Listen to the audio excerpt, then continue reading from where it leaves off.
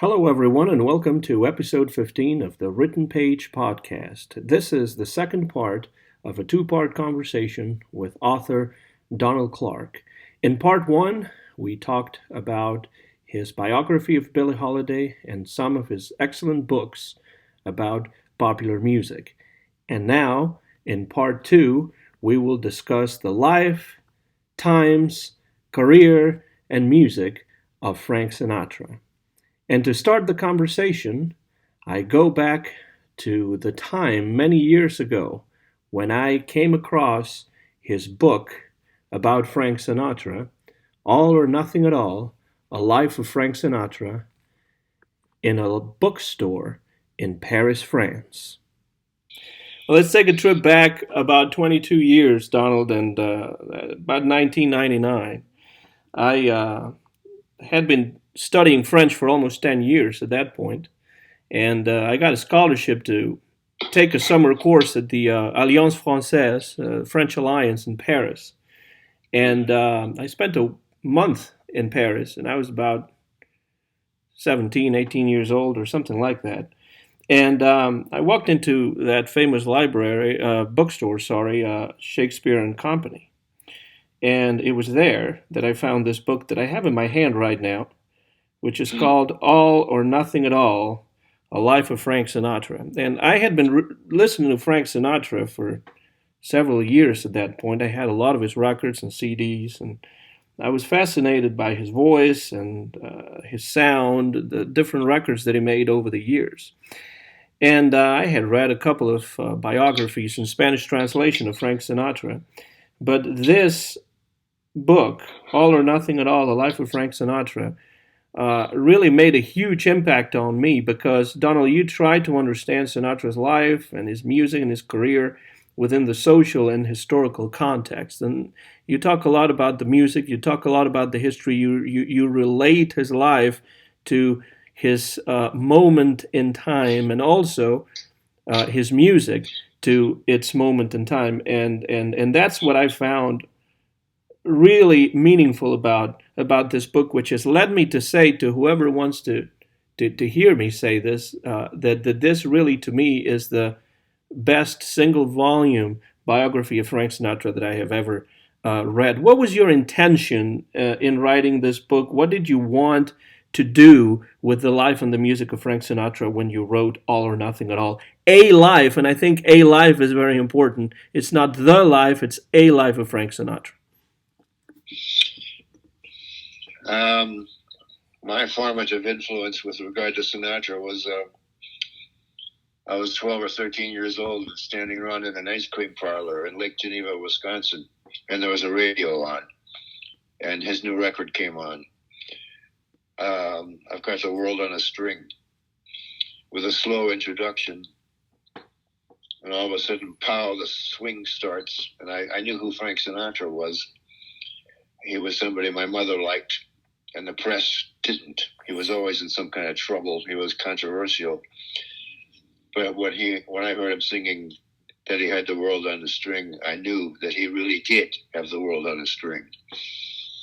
And he had the world in a jug and the stopper in his hand and so forth. And that's just the way he was. And I kind of wanted to get across, as with Billie Holiday, who was he really?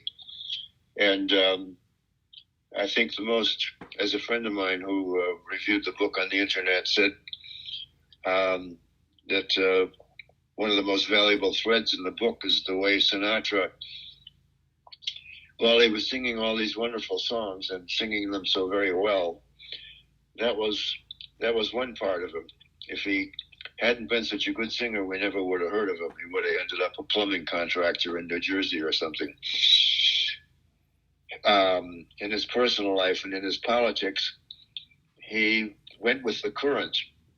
When he was a young man, he was a supporter of Franklin Roosevelt. And he was always against racism and anti-Semitism and so forth. He never changed in that respect. But when he was towards the end of his career, one of his close friends had been Spiro Agnew, a vice president who had to resign in disgrace. And I guess he was buddies with Ronald Reagan and his wife, who, in my opinion, were bumblers and did a lot of damage economically to this country. It's Reagan's policies that has resulted in a few people being very, very rich and a whole lot of people living from paycheck to paycheck. But Sinatra's politics seemed to be like the country's politics. He changed every few years, like he was floundering. I don't think he knew he was floundering. He didn't think he was floundering, but that was entirely separate from the artist that he was, which is very interesting. I hope I tried to get that across in my biography of him. You definitely did, but you also wrote about what you call the American century, and I think that makes the book even more interesting. You know, biographies about Frank Sinatra very often concentrate on the more scandalous part of his life and of his biography, but what I'm really interested in is the music, and that's why a book like yours, that's why a book like The Song Is You by Will Friedwald are just books that I treasure, because if I am interested in Sinatra, it's not because of his mafia connections or because of his politics or anything like that, or his love affairs or anything like that, but it is the music. You may know, because you and I have been corresponding for several years, and I'm a big Bing Crosby fan. And talking about the music, I wonder, in your opinion, in what ways did Sinatra go beyond or build upon what Crosby had achieved before him? Why was Sinatra new and exciting and different, while at the same time building on a very clear tradition that came before him? I think Sinatra was a jazz singer. Bing Crosby, he didn't swing so much or so well, or he didn't swing in the jazz tradition, I don't think. Whereas if the definition of a jazz singer is somebody who makes the song his own, then Sinatra is a jazz singer. And a lot of country music singers, a lot of the best ones, swing. And he kind of opened up the possibility. Like my favorite definition or my favorite example of what swings and what doesn't is go back to the 1940s and listen to recordings of Let It Snow, Let It Snow, Let It Snow, a sort of holiday song by Woody Herman and by Vaughn Monroe. Vaughn Monroe was a band leader, a singer who ended up selling RCA TVs on TV or something. And he's the opposite of swing, whereas Woody Herman could not swing. And Sinatra was at the swing end of that spectrum. He made each song his own, and he had very few flops. I did listen to a lot of Sinatra's Columbia records from the 1940s when all the teenage girls in the country were collecting his 78s. And he was a good singer then. He had a wonderful voice. And he was already phrasing well. But to me, all those records were studio bound. Too much production. Whereas when he got into a big recording studio with a big orchestra, like with Nelson Riddle, and everybody was on the same team, it seemed like it all came together wonderfully well, and Sinatra became Sinatra. All those records he made with Nelson Riddle and a lot of other ones from the 50s onwards are just masterpieces. And he's swinging. He's making each song his own. He's inhabiting the song.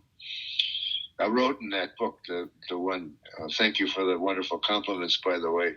I wrote in the Sinatra book that the first few albums he made with Nelson Riddle were like a love-struck Beethoven or Mozart had come along and composed the song and written the words and made the arrangement and conducted the band.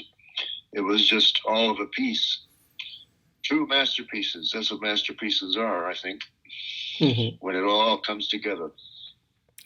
Now, Bing Crosby did come out of a jazz tradition, the tradition of Louis Armstrong, who was good friends with him, and made some jazz records over the years. The first Sinatra records that I ever heard were that album from 1966, "Strangers in the Night," and then Sinatra's Swinging Session. But very early in my interest in Frank Sinatra, I discovered the early records with Harry James and with Tommy Dorsey, and I was absolutely fascinated, and I still am absolutely fascinated by those records. Why do you think that, in your opinion, why is it relevant that Sinatra came out of the big band era and was a, as they called them back then, boy singer before he became the huge star that he would become later? What was the question again? Why do you think, in your opinion, or is it relevant that Frank Sinatra came out of that big band era? The fact that he was a boy singer before he became a huge star. Oh, you mentioned Tommy Dorsey, and I didn't want to say that a handful of the records he made with Dorsey, especially "Everything Happens to Me," are a precursor of what he was going to do with the likes of Nelson Riddle when he got a chance. Those Columbia records were the advantage of being a boy singer with a band was that you knew what the band could do, what the band was going to do, and they knew what you were going to do. And again, you were part of a team. Whereas when you went from one recording session to another at Columbia or wherever, there might be different people in the studio. There might be people who admired your work and people who didn't. Sinatra hadn't been with Dorsey for very long, but Dorsey understood what he had on his hands. He couldn't figure it out at first, all the girls swooning and screaming and all that. But yeah, it was important if you were a singer to have that kind of experience. And Crosby had it too. He sang with Paul Whiteman, and he sang on the radio a lot. He had a lot of his favorite musicians working with him. But his contribution was singing to the microphone. He knew how to use the microphone. He didn't have to shout. So he was singing like to each individual listener. That was a great advance in popular music way back in the late 20s and early 30s. That's the age of the crooner, And then Sinatra came along and he built on that. And he just happened to have the talent to make something out of it, something more than it already was. And when he finally got to be a real big shot in the 1950s at Capitol Records and then on his own label, he was able to choose who to record with. He was able to dictate who was going to write the arrangement and so forth, which hadn't been the case at Columbia. But it was all that experience that he had in the early days. Yes, that contributed to what he became, definitely. There's two things that I've always found very interesting about Frank Sinatra in the 40s and then the 50s. And the first one in the 40s is that when he finally got the chance to record on his own, and he did those records, the earliest ones that he did with Axel Stordahl and Lamplighter Serenade and The Song Is You and Night and Day, those records couldn't be any more different from the fare he was recording with Dorsey. He did not want a full band behind him. He wanted a different kind of sound. And I've always found that it was very interesting how Sinatra, from the very beginning of his career, he always seemed to know what it was that he wanted to do musically. True. Very true. He had strong opinions. And again, we just don't know where that came from. He was an artist. He was a great singer. And why that should have come out of Hoboken and the Roadhouse where he started singing professionally and so forth, it's all a mystery. But then maybe great art is always a mystery. Now, the second thing that I've always found fascinating about Sinatra has to do with the idea of the concept album, because every time that we hear about the concept album in popular music, we hear about Sgt. Pepper's by the Beatles, Dark Side of the Moon by Pink Floyd, and albums like that from the 70s. But Sinatra was doing something that could be considered the earliest, possibly, concept albums, as early as his The Voice album in Colombia, and then of course he would perfect that in the 1950s. Do you consider Frank Sinatra to be, if not the creator, at least the popularizer of this idea of the concept album? What is a concept album in Sinatra's terms, in your view? Um, I don't know what was his idea in that respect and what wasn't. Columbia Records in the 1940s was, as I say, being operated by people who knew and loved music. When they put an album together, they wanted to. They invented the concept album. The people who put out albums, mm-hmm. And then one of the points I make in more than one place is that when the soldiers came home from the Second World War and got married, started making babies, creating the baby boom, they were buying albums, not singles.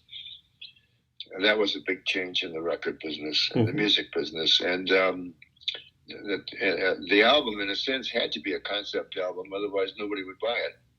Mm-hmm. There were a lot of pop albums that were where you got one hit song and a whole bunch of stuff that you didn't care about so much.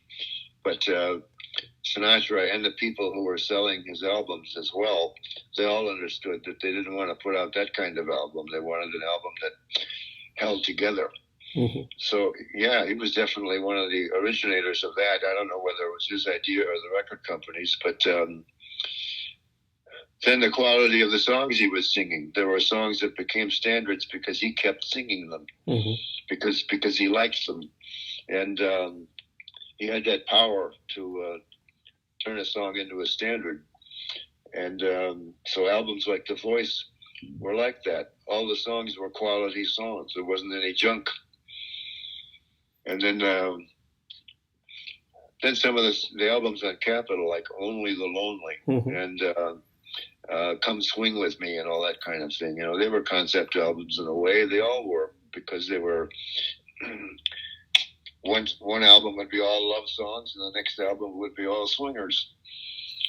So I guess you could say that Sinatra was a very big... concept albums came along long before Sgt. Pepper, that's for sure. Yeah, in fact, the reason Sgt. Pepper had such a wonderful impact was because pop groups didn't do that until then. It was in the pop business where you, as I say, you bought an album with one or two hits on it and a lot of dreck. Well, one thing that you mentioned in the book that I find is really interesting when you discuss Sinatra's Capitol years in the 1950s and his association with great arrangers like Nelson Riddle, who was basically pretty much starting out at that point, but then Billy May and Gordon Jenkins and a few others. One thing that you say that I find is very interesting is that in a way you make the point for Sinatra being a preserver of songs, because he actually dives really deep to find certain songs that had been forgotten for about 30 years or 25 years by the time he's recording them. A case in point is, Swinging Down the Lane on Songs for Swinging Lovers. I find that idea very interesting, because you said that some songs became standards because Sinatra kept singing them, but he also preserved certain songs that may have been forgotten if not for him singing them. Yeah, I don't know who was responsible for that. There must have been people at Capitol, for example, who knew what Sinatra, the sort of stuff he was interested in, and maybe they would bring him ideas.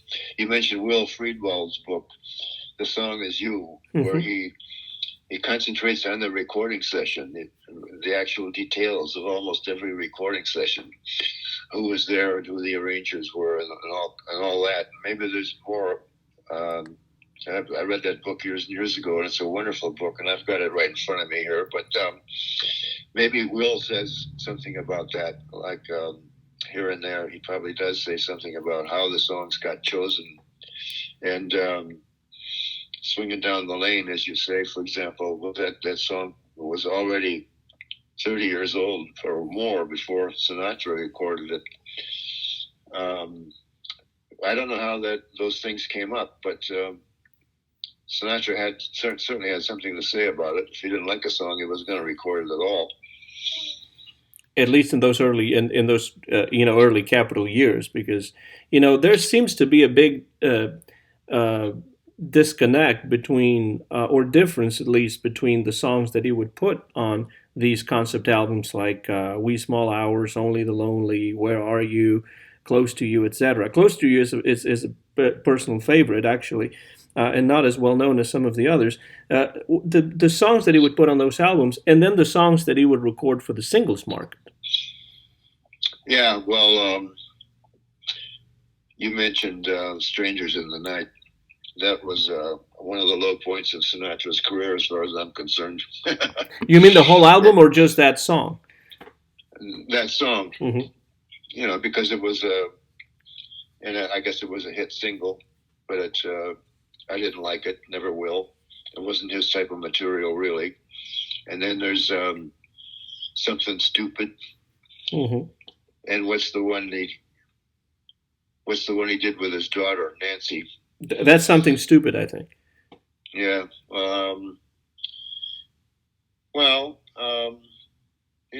He would do things occasionally because people wanted him to, and he probably wanted to help his daughter's career and so on. But the singles after the early 50s, I just never paid much attention to. Mm-hmm. And he didn't have very many hit singles because that market had gone over entirely to what Stan Kenton called children's music. Mm-hmm. which began way before that, probably in the age of Mitch Miller at Columbia, right? Oh yeah. Now, what song entered my head the other day? And I Love You, A Bushel and a Peck. Oh yeah, A bushel and a peck and a hug around the neck. The songs were becoming even songs for grown-ups in Mitch Miller's time. They were not aimed at children, but they were not Cole Porter, let's face it. Well, the market was definitely changing in the late 40s, early 50s. Nobody knew what was going to sell, and therefore, you find certain songs that are hard to understand how they became hits. But I guess that happens all the time because you never know exactly what is going to court the public's favor. Now, going back to Sinatra, one thing, Donald, that I think is important is his relationship with the arrangers, people like Nelson Riddle and Billy May, Robert Farnon in England, Gordon Jenkins. How important do you think arrangers were in Sinatra's records? I think Sinatra placed a lot of importance on who he worked with on different records. Come Fly With Me, for example, being an international travel record, kind of fun in many ways. Well, it has Billy May on there. For some others, there are maybe that there are more like a swinging lovers sort of style. We have Nelson Riddle for some of the more deeper, more orchestral ones. We have Gordon Jenkins. How important do you think these arrangers were? And sometimes they're like the unsung people on these recordings. I think in Sinatra's case, probably more people are aware of who the arranger was than used to be the case in any kind of popular music. Tommy Dorsey and Benny Goodman and all those people had good arrangers writing for them, but in the Sinatra era, starting with Nelson Riddle, for one thing, the conductor of the orchestra on the recording session was usually the arranger, and people were aware of that, and I think it's very important. And I think the arranger and the album, the concept and the choice of songs and everything else. Each album, most of Sinatra's albums, benefited from that. Each one is all of a piece. And I suppose Sinatra had a lot to do with choosing the arranger and the conductor. This is going to be this or that kind of album, and so we're going to have what's his name do it. I'm sure Sinatra had a lot of input into that. We could wish that he had done even more with Nelson Riddle, but in fact, people were so aware because those albums were so wonderful that a lot of people knew that Nelson Riddle has a lot to do with the fact that the albums were so wonderful. And my impression is that Sinatra actually got kind of jealous. Nelson Riddle was getting almost as much attention as he was. Well, it was an integral part of those albums, as you say, and I've always been fascinated by how Nelson Riddle and other arrangers actually contributed to these albums. When you find a song arranged by, say, Don Costa and maybe the same song arranged by Nelson Riddle, they're completely different songs in many ways. Yeah.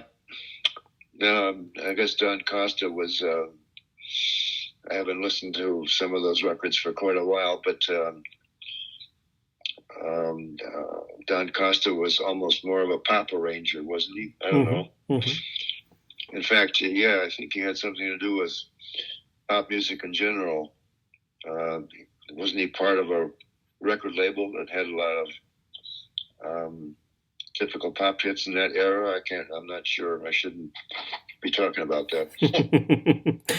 Well, Donald, we've been talking for about an hour and a half, and I know you probably have more things to do than just spend your time chatting with me about Sinatra and music. Although I'm really having a great time, and I guess I could be talking to you for another 2 or 3 hours. But in trying to wrap up our conversation, which really has been a pleasure, I have a couple of things that I wanted to ask you before we finish this morning, and one of them has to do with Sinatra's reprise years when he becomes, so to speak, his own boss.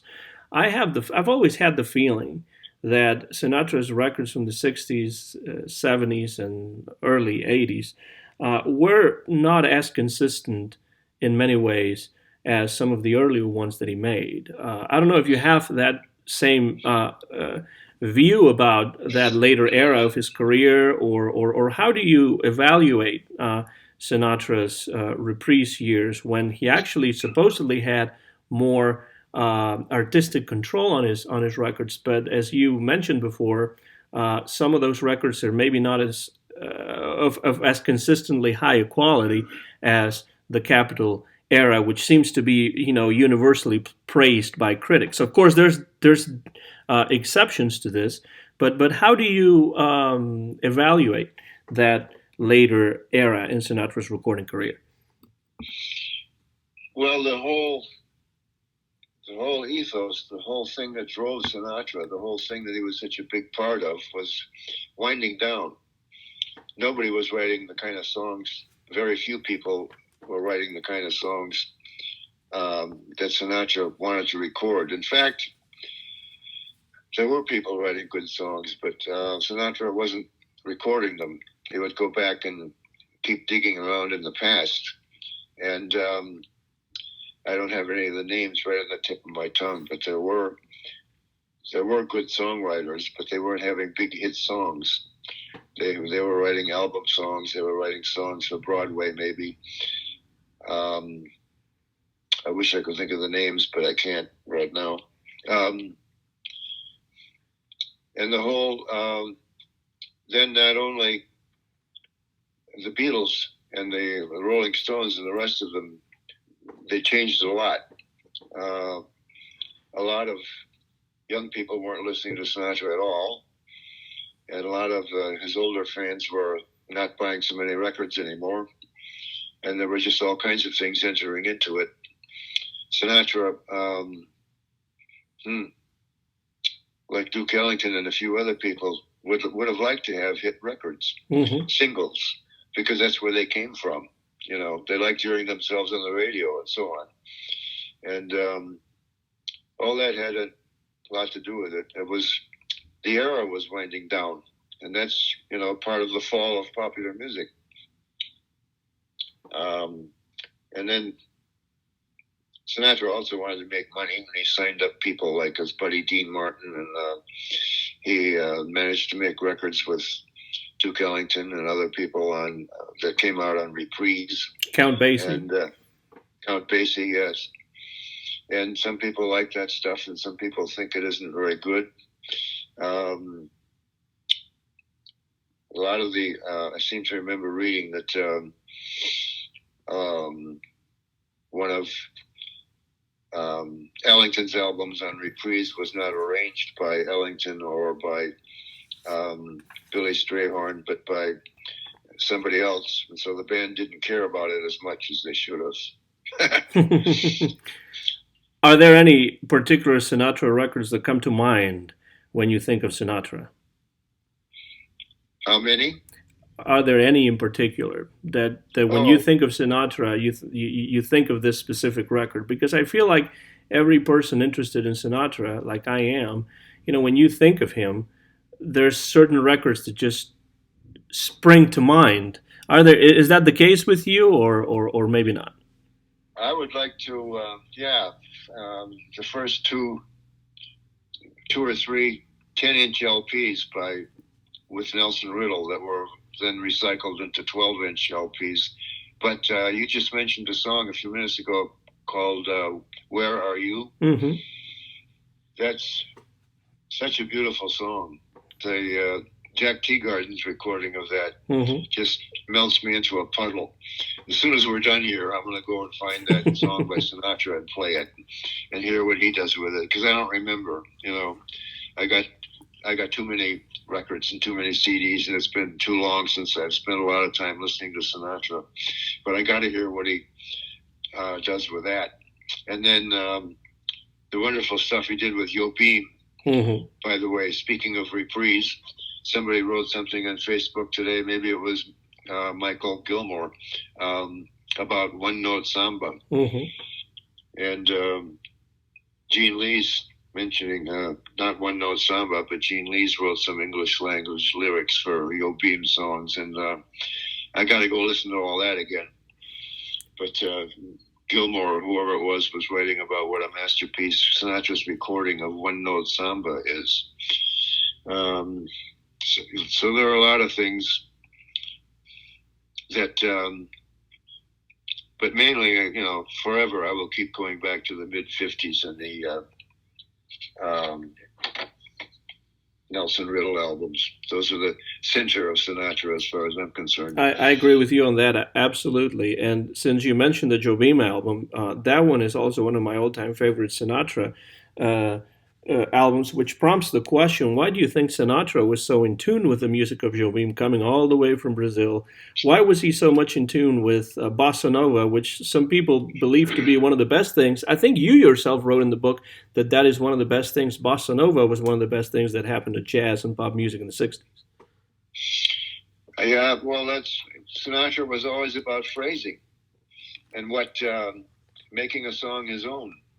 And that's what you do with a bossa nova song. You have to do that, almost. That's what Michael Gilmore was on about in this piece that he just published posted on Facebook yesterday. That's what he does with One Note Samba. It could be a monotonous song because it's mostly, literally one note. So what are you going to do with it? And Sinatra does something wonderful with it. Mm-hmm. Because so it appealed to him. Bossa Nova was gonna be material that he could do a Sinatra thing with.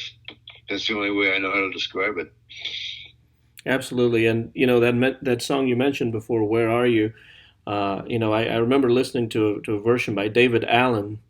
The singer David Allen version from the 40s or 50s, and then there's also a great version that I really enjoy myself a lot by Dick Haymes. But Sinatra does something completely different with that song and makes it the centerpiece, actually the opening track of an album that explores different feelings of loss and loneliness and love. In other songs on that same album, "Where Are You?"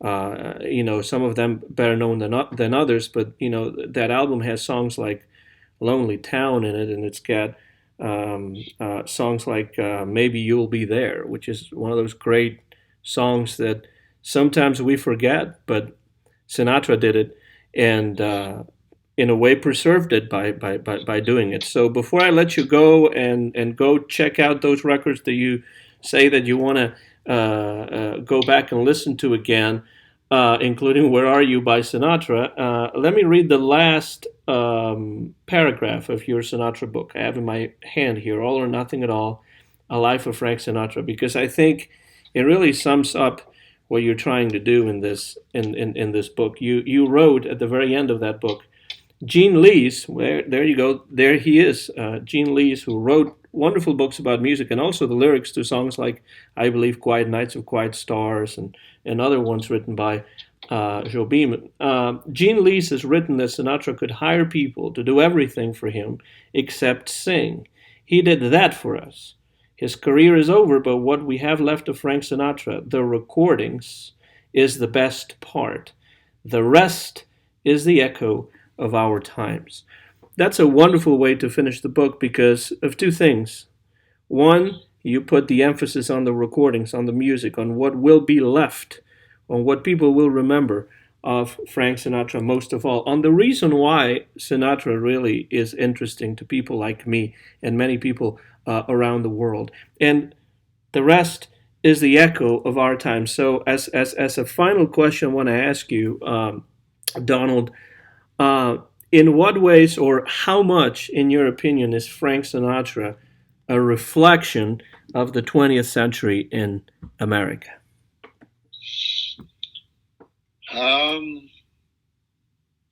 That's a tricky question because there are a lot of things to object to in American popular culture, and Sinatra was better than most of it. His art was better than most of it. So it's hard to say. One thing we could mention in this context is that's something that I just thought of that I want to mention before we finish up here. The torch songs. Mm-hmm. I've got a little file here on my computer. Everybody knows "One for My Baby," which was Johnny Mercer. But there's also "Empty Tables" and Drinking Again. And there's another song called "It's Sunday" by Jules Stein, which he recorded. I don't know if it's been widely available commercially. It's on reprise with just Tony Mottola on guitar, just the two of them, no orchestra, no arrangement. And "It's Sunday" is, maybe it's not a torch song. It's just kind of celebrating the fact that it's Sunday morning and I don't have to do anything except read the papers if I want. But the torch songs, "Empty Tables" and "Drinking Again," "Empty Tables" is really moving. He's singing in this club, but all the tables might as well be empty because the person he most wants to sing to isn't there. He got that sort of thing across to everybody throughout the 20th century. That's what he did. And as somebody wrote or said,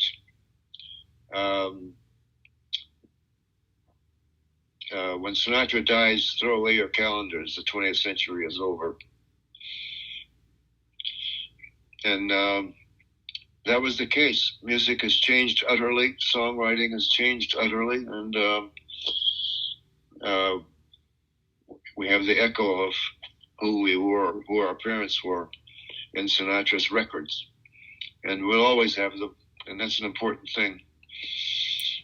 Absolutely. I know you will agree with me about that. I totally agree with you about that because those songs, even though they were written decades in many cases after before I was born, they still mean a lot to me, not just because of the content of the songs, but also because of the way that they were sung by Sinatra and so many others, not just Sinatra. Being interested in jazz as I am, the way a singer or a musician approaches a song, even if it's the same song, is very important to me. Comparing different versions and how Sinatra and Crosby and others, Billie Holiday, of course, Ella Fitzgerald, how they make the songs, as you said before, their own, and how they are able to express themselves by means of songs that, in most cases, were written by other people. I think that's one of the things that Bob Dylan and the Beatles and the Stones and all those musicians that came along in the early to mid '60s changed in the music business. Songs had to be written by the same person that sang them. Whereas before that was not necessary because Sinatra could choose a great song by somebody else, and once he sang it, the meaning of the song could change completely. Mm-hmm. And I think that is one of the definitions of Sinatra's or Billie Holiday's art. It is how they make the songs their own, like you said before, and how they're able to express themselves through the writing of others. And I don't think that happens as much anymore. And in many ways, it just changes the whole game completely. I'm not saying it's better or worse, but I love the way Sinatra can take a song that he didn't write and just infuse into it certain things that maybe were not there before, or maybe they were there but not apparent. Mm. One of my favorite stories about the pop music of the 1950s is about Pat Boone. Mm-hmm. He covered Fats Domino's hit "Ain't That a Shame," mm-hmm. and he had to be talked out of singing "Isn't That a Shame." and that's a little bit like somebody wrote somewhere, maybe it was Gene Lee's, that but somebody wrote somewhere that Sinatra and on some of his later albums should not have tried to record California soft rock, mm-hmm. Mm-hmm. which was almost country music, and that just wasn't his field. But again, he wanted to have hit records. He wanted to sell songs to younger people. He didn't make too many of those kind of mistakes, fortunately. And it's interesting that you say that, because my favorite records that Sinatra made after in the 1960s and after the 1960s are precisely the ones which are not as contemporary, with the exception, of course, of the Jobim album, which I, as you said before, I consider to be a masterpiece and for sure a part of the Sinatra canon.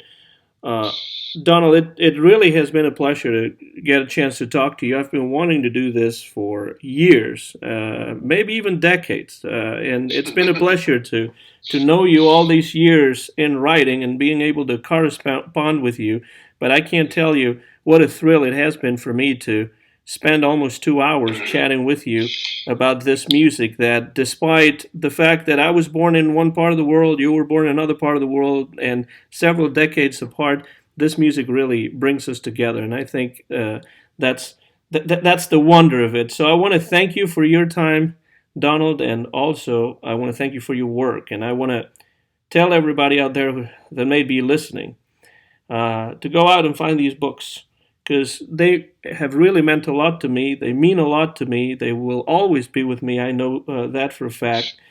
Books like your biography of Billie Holiday, Wishing on the Moon, your biography of Frank Sinatra, All or Nothing at All, A Life of Frank Sinatra. Of course, we also have the rise and fall of popular music. Thank you, Donald Clarke. It's been a huge pleasure for me to talk with you today. It's been great talking to you, and I think this is the first time we've ever actually spoken. One time before you interviewed me, but we did it by email, didn't we? That's right. That's when I was doing some blogging, and before I started the YouTube channel, and you were gracious enough to sit down and respond to all of my questions. And well, it's just a lot nicer when we get to chat in person. So hopefully we'll get to do this again sometime soon. It's been great fun. It has been for me. I truly appreciate it. And, I just hope that you have a great rest of your day. And please stay in touch, and hopefully we can do it again sometime. Okay. Thank you, Anton. Thank you. And this concludes my two-part conversation with author Donald Clarke. I would like to recommend all of his books. If you ever come across any of them, make sure to pick it up. You'll be glad that you did. My name is Anton Garcia Fernandez, and this has been a new episode of the Written Page Podcast. Mine and Donald Clarke's is the copyright of this conversation in two parts, which was recorded in August of the year 2021 in Jackson, in the state of Tennessee, in the United States of America. Donald Clarke joined me via telephone from his home in Colorado Springs. Thanks for listening. Make sure to leave any comments underneath the video if you would like to. And as I always say, so long, everybody.